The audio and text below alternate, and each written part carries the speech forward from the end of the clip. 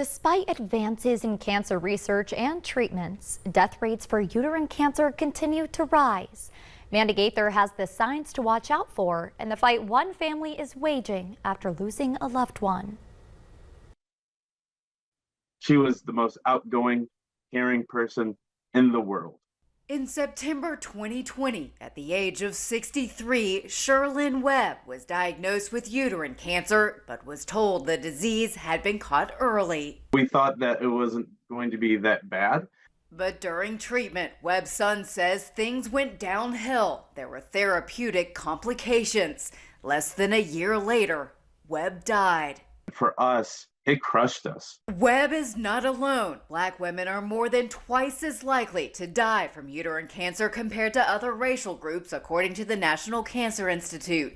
Researchers at The Ohio State University Comprehensive Cancer Center are trying to figure out why. Uterine cancer is the only cancer over the last 4 decades that has actually had decreasing survival rates. Dr. Casey Cosgrove and his team are hoping to develop targeted treatments to improve survival, but he says women should be aware of the signs, which can include abnormal uterine bleeding, pelvic pain or discomfort, vaginal discharge, changes in bladder or bowel habits, abdominal bloating or fullness, and a persistent cough. All these symptoms should prompt a talk with your doctor. So that if appropriate, some additional testing like ultrasound and or biopsies might be performed to make sure that there's not something that's going on. Webb's family is now working to make everyone aware of this disease and its disparities. There's no better way to honor her than to help others. For Health Minute, I'm Mandy Gaither.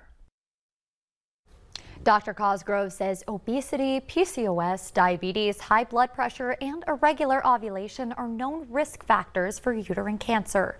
But so is genetics. That's why he says it's important for people to know their family history.